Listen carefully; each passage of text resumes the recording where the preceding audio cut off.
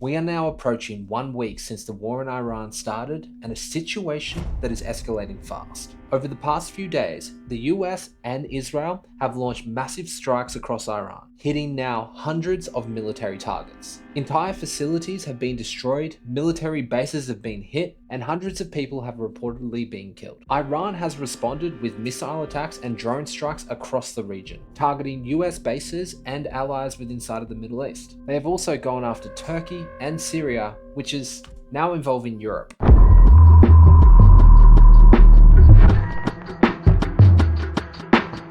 But the most important development isn't the bombs, it's the oil. Iran has now closed the Strait of Hormuz, and this is one of the most important shipping routes on Earth. Around 20% of all oil passes through this narrow stretch of water, and Iran has said any ship that crosses will be attacked. But ships are already being attacked. Now here's what matters to us, Australians. Australia is not fighting in this war yet, but we are deeply connected to the global energy system. When oil supply tightens, fuel prices go up. And now we are already seeing it in parts of Australia. Diesel has already pushed to almost $4 a litre in parts of North Queensland. And they are warning us that petrol could reach $3 nationwide if the conflict continues. Now, this doesn't just affect your car. Fuel powers transport, food delivery, farming equipment, shipping, power generation. So when fuel prices go up, everything else follows. Groceries, freight, even your electricity will go up. This is how a war on the other side of the world starts to affect everyday Australians. So the question becomes, what should we actually be doing about it right now? I want to make this clear.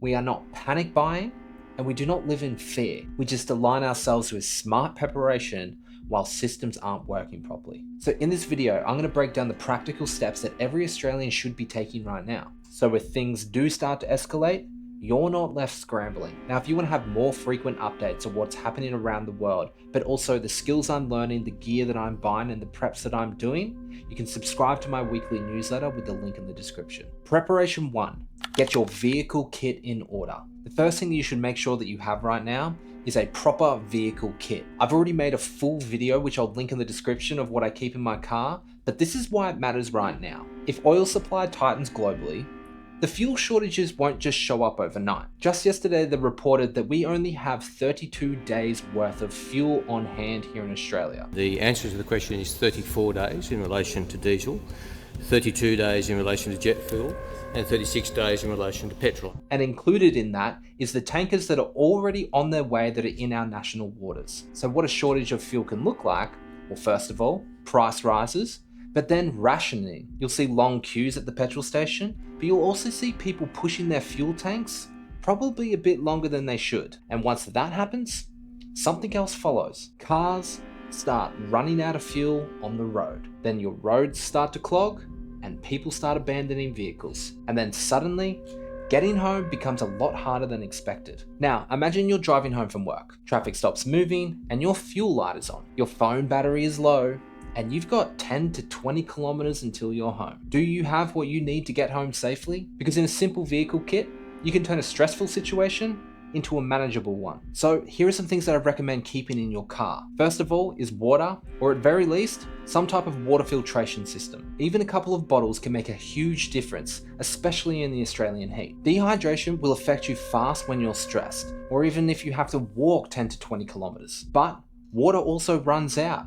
So it's smart to keep a life straw on you so you can filter water. That way, if you come across a tap, creek, or a questionable water source, you still have a way to filter it and drink. Next is some shelf-stable proteins. Protein bars, muesli bar, tuna packets, nothing fancy, just enough calories to get you by. But also do not forget that electrolytes will come in handy in this type of situation. But also, I highly recommend a paper map of your city. More than likely, you are driving from work to home, home to work. So you know the route that you take every single day.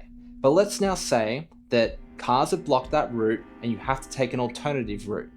Do you know how to get home quickly, safely? Having a paper map will allow you to gauge an alternative route to get back to your home and family safely. Now, it's always smart to have a decent power bank so you can charge your phone if it does go flat. And if you're moving after dark, you're at least going to want a headlamp or some type of torch. You need to be able to know where you're going. You need to be able to see as you're walking. So I would always prioritize a head torch so you can keep your hands free to be able to carry whatever gear that you need. Now next, It's a smart idea to have a multi-tool. A Swiss Army knife or a Gerber multi-tool can solve dozens of problems. Now, also in your vehicle kit, one of your main priorities should always be a first aid kit. I get my first aid kits from Platinum Health Australia. They do an all-in-one medical kit, from snake bites to grazes to trauma kits. But at the very least, just carry some bandages, antiseptic wipes, and painkillers. Small injuries can become big problems if you're trying to move quickly. Now next, you want to keep some type of poncho, rain jacket, or even a garbage bag. Weather can approach extremely quickly, and if you are soaking wet while you're trying to move home, you will, one, drain your energy, but also drain your body heat fast. Now lastly,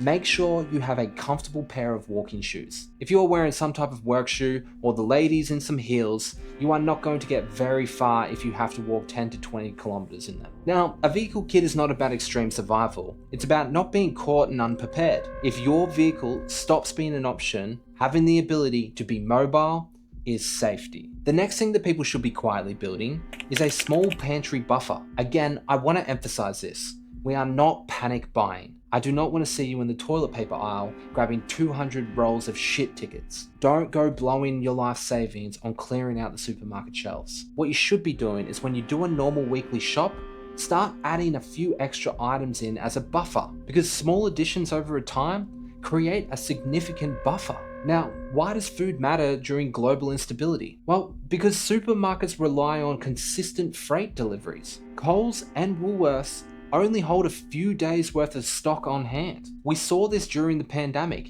empty shelves and people panic buying. And if supply chains start slowing down, they will actually struggle to catch up. So food preparation isn't about starvation or anything like that. It's about avoiding chaos. You want to aim for 14 to 30 days of food at home. The simple staples, they work best. Rice, pasta, oats, flour, beans, lentils, tinned tuna, tinned chicken, tinned vegetables, peanut butter, cooking oil. These foods are cheap, calorie dense, and have a long shelf life. But most importantly, they're things that you will actually eat, because good preparation follows this rule: eat what you store and store what you eat. If your pantry can feed your household for a few weeks, you won't have to join the chaos at the supermarket. And that peace of mind is huge. Now let's talk about something else that's more important than food. It's water. You can survive weeks without food, but you're not going to survive much more than 2 to 3 days without water. And during a global crisis like this, it's possible that water can become unreliable. Not because the water is just all of a sudden going to disappear, but because the systems that move this water rely on electricity pumps and energy, treatment plants, pressure systems, and pumping stations. If power systems are stressed or outages occur, your water pressure will more than likely drop, and suddenly something that you took for granted becomes uncertain. So having basic water reserves is one of the smartest things that you can do. A general rule is 3 to 4 liters per person per day. That covers drinking and basic hygiene. Now, if you're a household of 2, over 2 weeks, you're already looking at 80 to 100 liters of water. What you can use for this is food grade water jerry cans, water bricks, and stackable containers. And Bunnings Warehouse sells quite a lot of these items. But also go ahead and grab some sealed bottled water, making sure that you store all your water in a cool, dark place and rotate it every couple of months. Water is one of the most cheapest preparations that you can make,